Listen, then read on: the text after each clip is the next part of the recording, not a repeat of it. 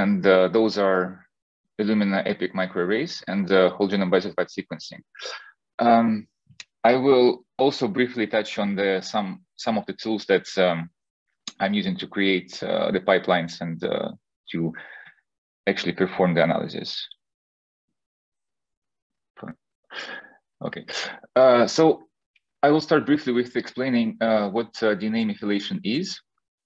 And it is an epigenetic modification that occurs when a methyl group is added to a cytosine base of a DNA molecule.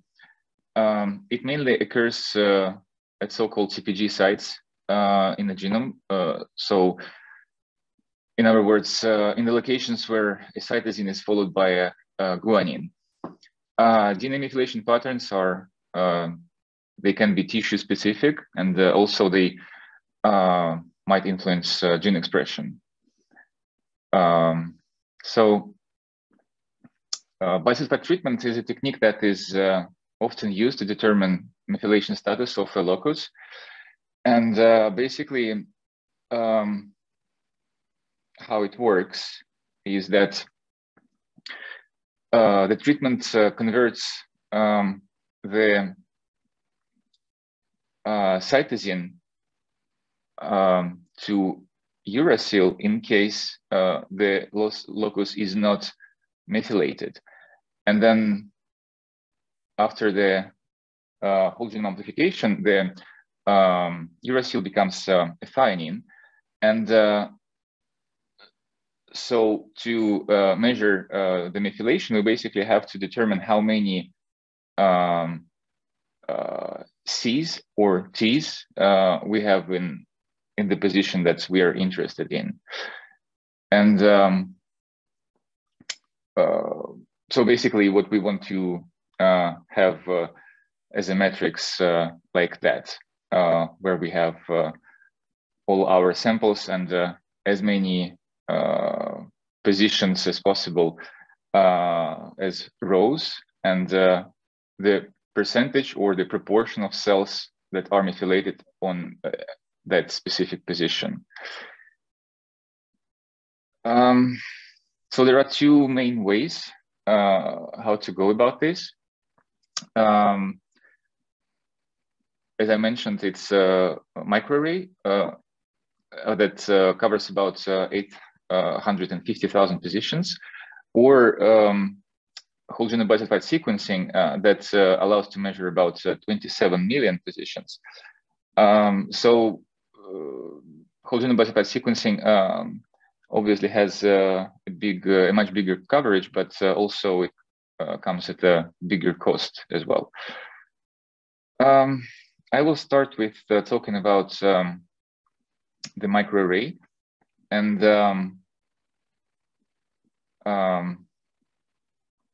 so basically, the array uses beads with target-specific probes designed to interrogate individual CPG sites.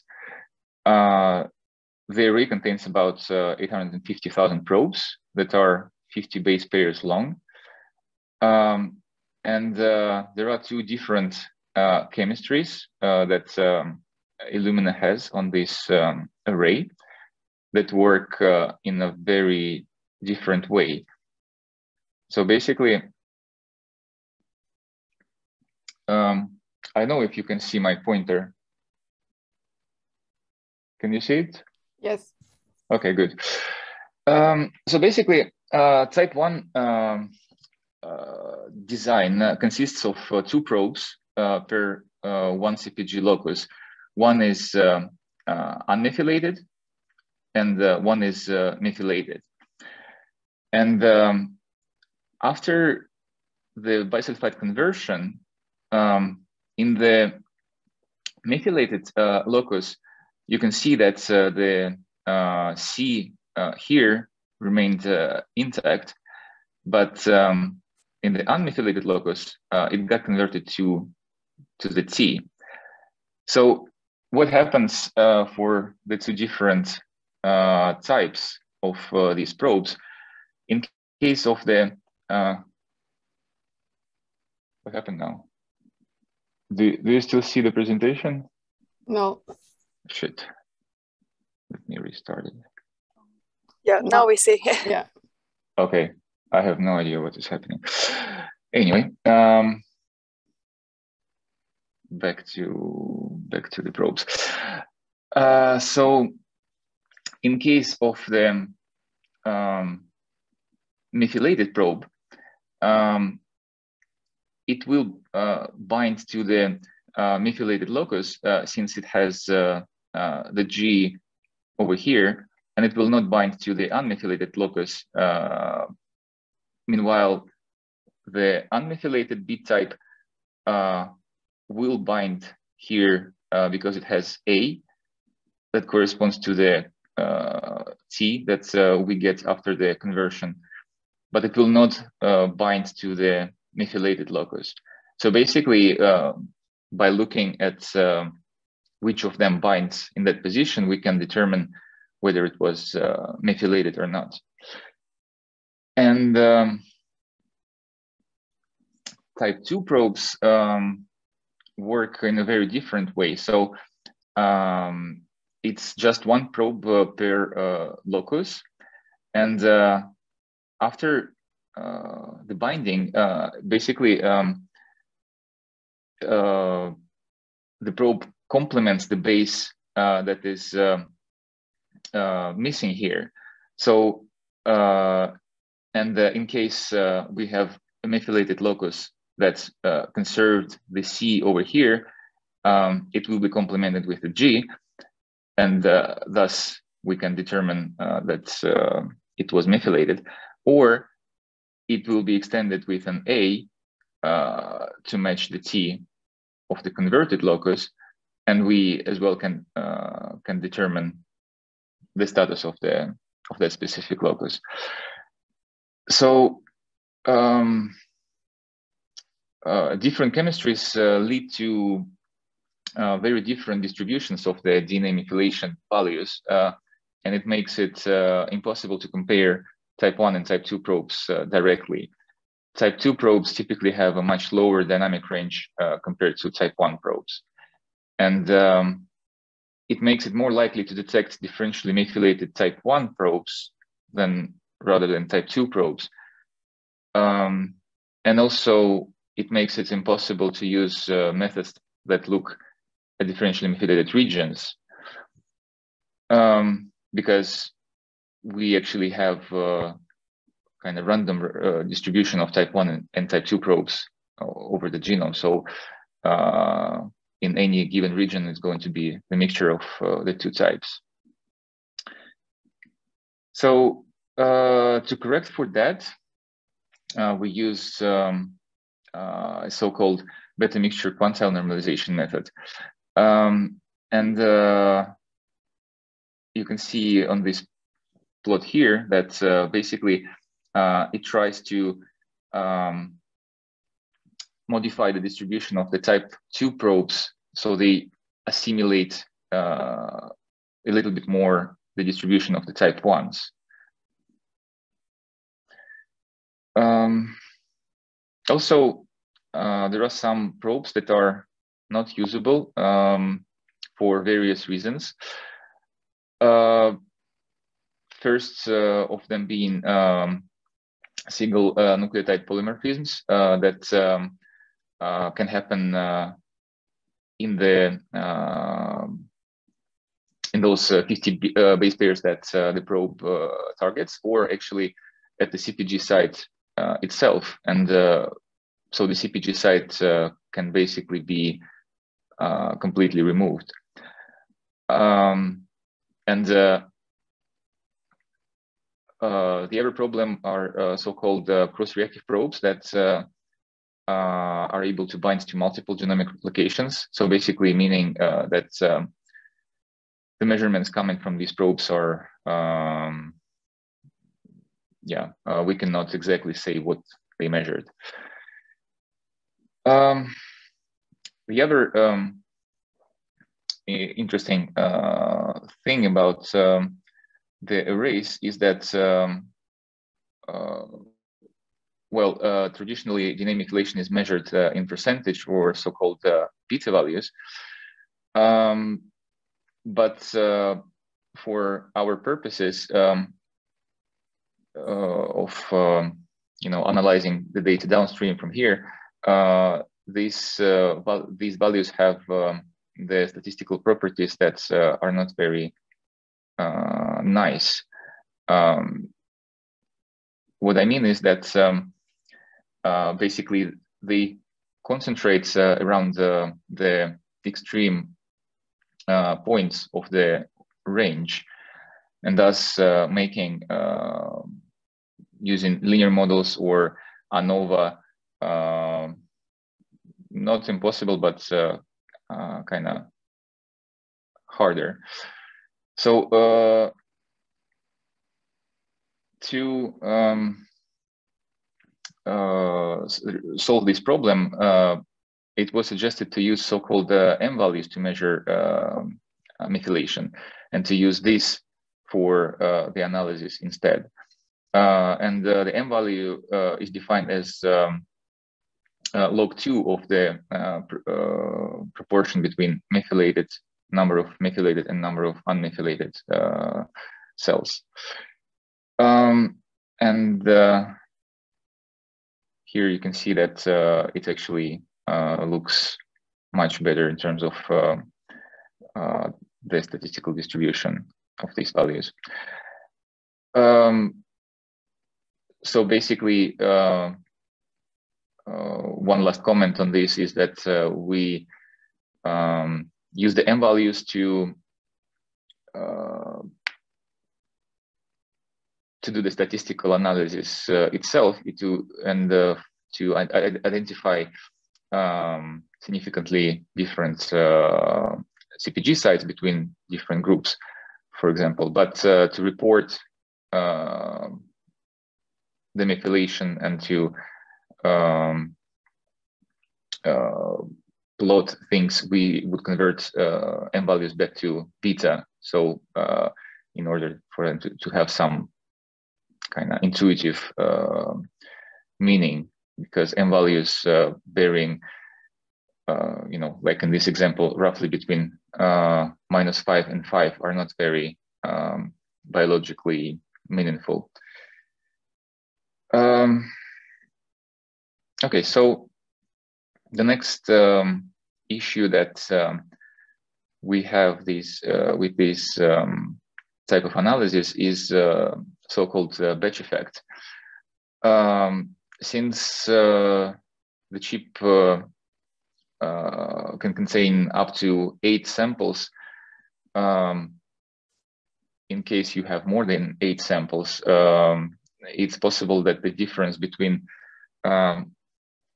the samples will be determined not by the actual biological difference between them, but some sort of technical variation.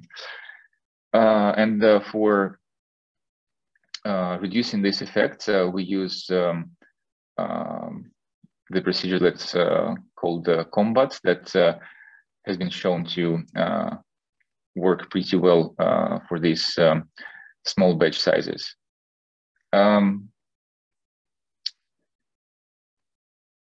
The next step, after we've done the statistical analysis, which can be a linear model, for example, is to correct for multiple testing. The problem is that in case of the EPIC microarray, we have approximately 850,000 tests, and it is possible to get a lot of significant results that are false positive.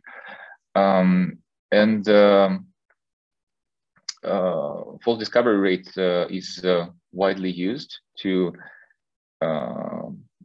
against this problem. Basically, what FDR does is to adjust the p-values that can be later compared to the threshold that is usually 0.05.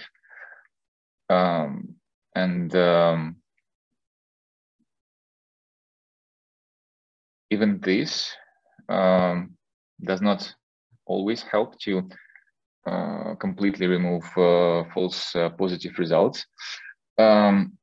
So things like changes in cell type composition or some other technical problems, they can lead to so-called test statistic inflation, which is the situation when the test statistic gets larger for reasons other than the actual difference between the tested groups.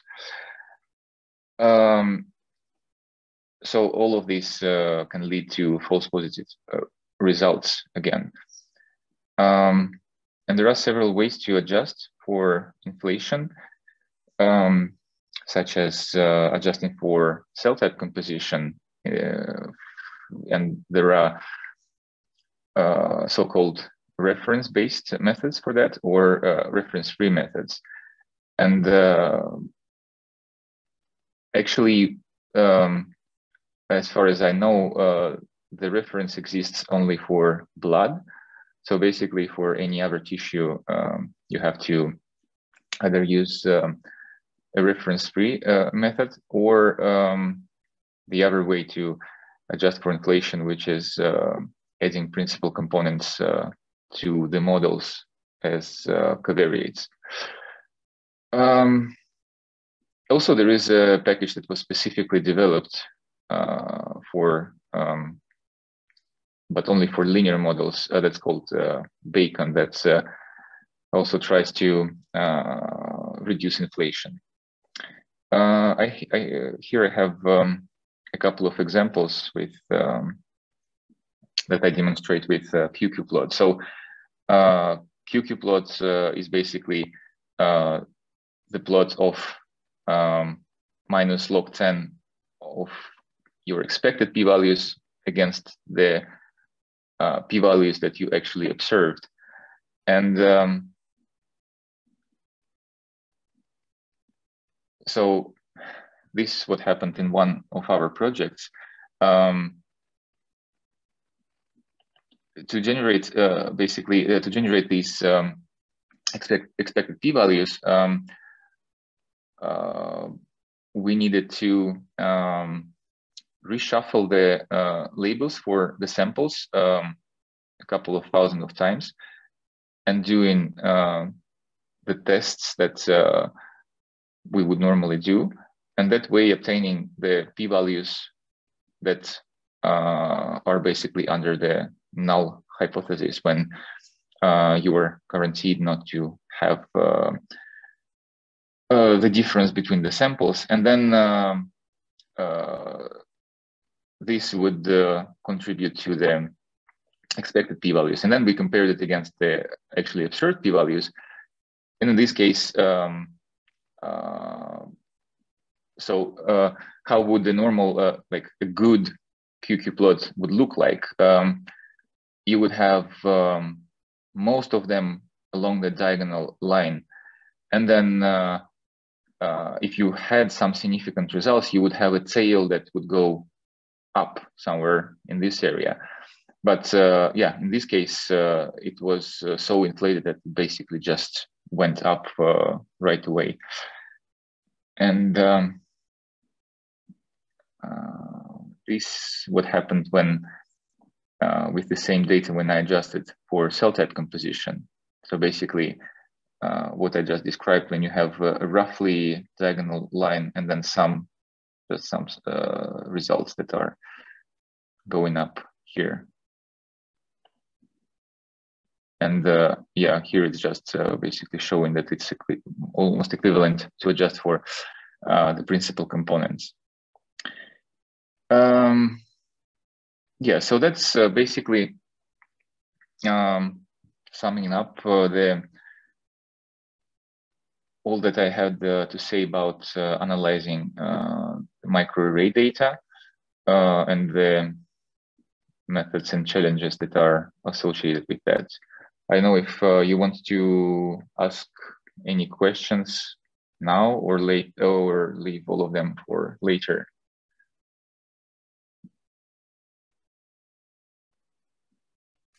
So does someone have a question now?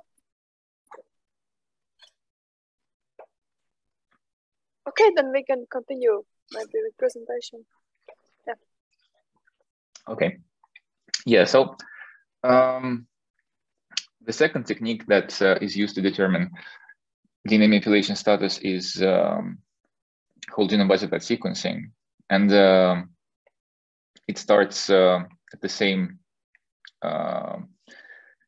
place at bisulfite treatment, and after the treatment, basically we use the next generation sequencing techniques to determine and to count those C's and T's that we had after the treatment. So DNA gets fragmented. In the data that I had, it was the fragment were usually 150 base pairs, but it might vary. So these fragments, they get treated in the ways that I couldn't explain to you, but what I get as an input for the analysis are the FASTQ files that need to be processed and later analyzed. And basically, it looks like that I need to align these 150 base pairs length fragments to the bisulfite converted version of the reference genome. And I use the tool that's called Bismarck for that.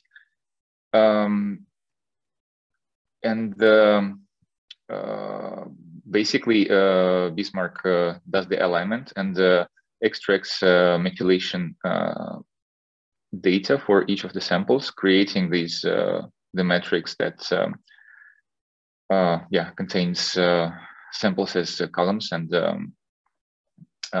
positions as rows. Then these data needs to be cleaned and smoothed. And for that, I use the package that is called BSSEC in R that basically corrects for the fact that sequencing data can be pretty, how to call it,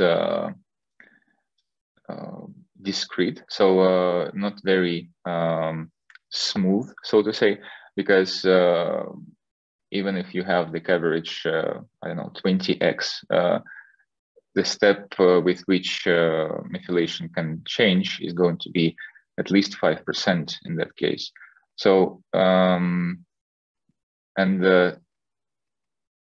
to have kind of more realistic curve of the methylation, BSSEC performs so-called smoothing. And then in the same package, there are tools for finding differentially methylated regions. And in this case, we are not talking necessarily about differentially methylated CpG sites because on that scale, with approximately 27 million positions, it's kind of hard to look at specific CpG sites when the number of samples that you can have measures maybe in hundreds. So meaning that we are significantly underpowered when looking at this kind of data. So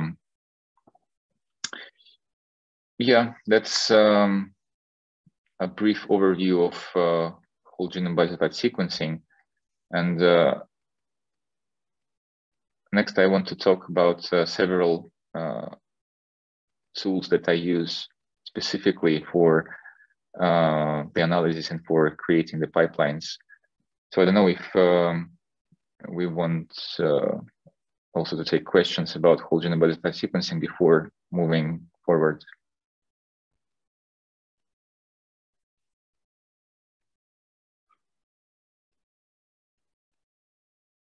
No? No, it looks like we can move forward. Okay. So the tools that I want to mention are snakemake, Git, and conda. Some of these, like snakemake, were developed specifically for bioinformatics, and Git and conda are a little bit more general, so to say. So snakemake is basically an extension of Python, and it allows to create reproducible and scalable data analysis. It works like this. So we have a set of rules in snakemake that each rule takes the list of input files, runs the code that is specified in that rule that will produce the output file. And here is a more specific example, like imagine we have samples A and B, and we want to merge them into one file for, to have like a matrix, for example, of data from both of the samples. So we have the part of the rule where we indicate the input files, and in this case, it's going to be sample A, BAM, and sample B, BAM. And this rule will produce the output, the final output txt. And this is the command that will take these input files and produce this output. So this is a little bit schematic, of course, but what I wanted to show is basically the fact that it's very easily chainable. So you can have, for example, a rule that does that cuts the adapters from your original raw data, and then the original files would be the input, and the output would be the data without the adapters. And here you would have the code that actually does it. And then the next rule can take this output as input and then do something else and produce the other output. And so you can go in these steps, producing all the intermediate files that you need to continue. But the very nice thing with snakemake is that here I have the example of how these rules can chain one into another, basically taking the output of the previous rule as input. And the beautiful thing about snakemake is that these rules will be automatically started only from the point that is kind of needed. For example, if you decide to change some of the parameters midway from in your pipeline, you don't have to rerun anything that comes before that. So if you decide to change something in the way you do the application here, you can change the parameters here, but everything that came before that will not be rerun at all. And then very often, especially in sequencing, you have many files that you have to process independently. And in that case, snakemake is able to take the rule and apply it to many files in parallel at the same time, which also, yeah, pretty nice when you have many of them.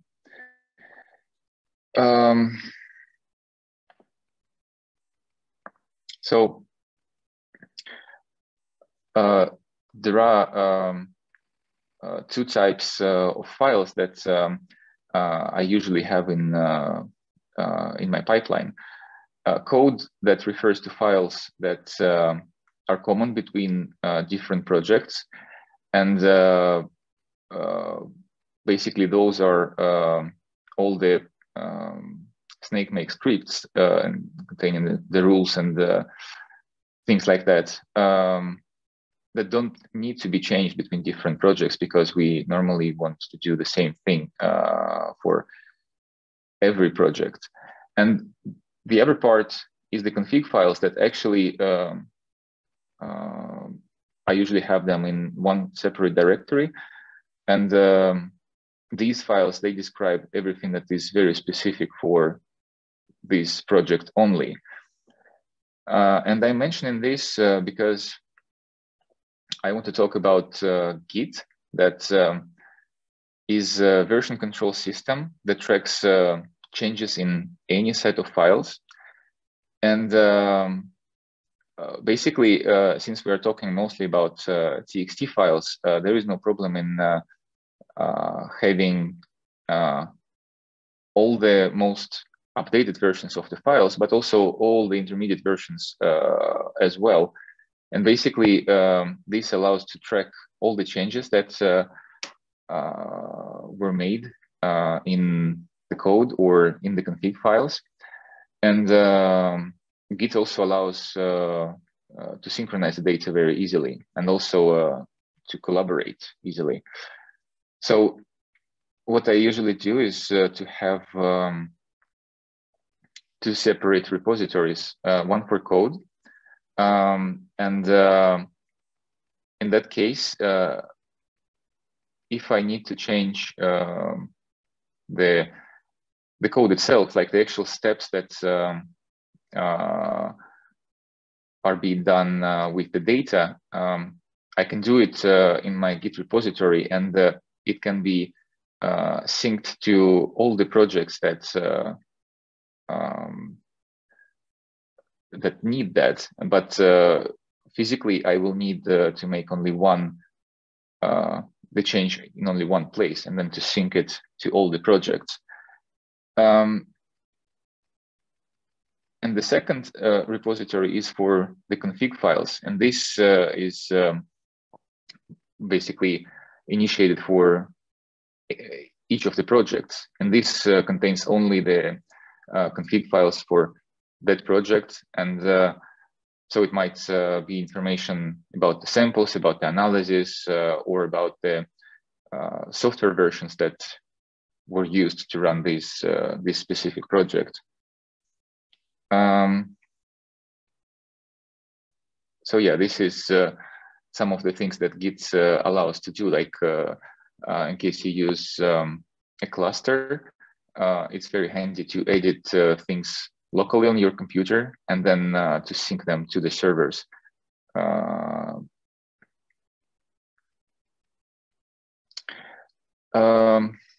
And the last thing that I wanted to mention is conda, which is an environment management system, meaning that so this tool is very well integrated with snakemake. And what it does is it allows you to indicate the exact versions of software that you are using. And it creates the environment in which snakemake will execute its rules. And that way, basically, you can be sure that if you need to make slight changes in your project later on, you will not be you will not encounter the problems related to new software versions that can be incompatible with your existing scripts, or, for example, in case software like aligners or R packages change, sometimes they can start producing the results that are a little bit different. So conda is a tool that allows to come back to the versions that you used, and maybe not guaranteeing, but increasing a lot the chances that you will be able to run it in exactly the same way as it was done previously. So here I have an example of a config file that describes a conda environment. So where I list what I want to install with the specific versions. And then the nice thing is that conda, when it creates this environment, it will also download everything that these tools are dependent on. And yeah, so you don't have to indicate like everything, but conda takes care of all the dependencies for you. So yeah, to overview this part of the presentation, I use one Git repository for the snakemake code, one Git repository that contains all the configs. One of the configs defines the conda environment with all the software versions. And snakemake runs each of the rules inside the, actually, here I said this conda environment, but you can actually specify conda environments for each rule independently, which gives even more flexibility if needed. And snakemake also can submit directly to the cluster queuing systems, and it supports, well, the most used ones. And the nice thing is that it can monitor whether the task finished before submitting new ones. So yeah.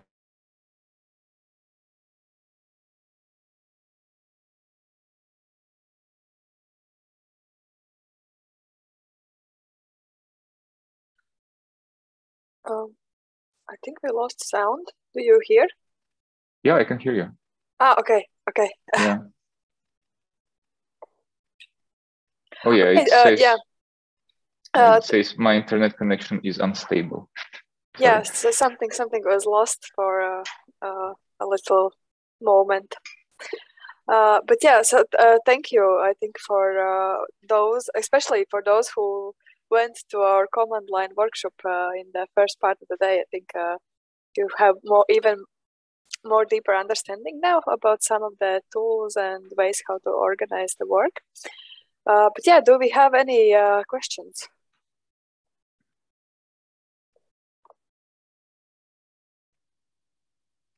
Okay, looks that we don't.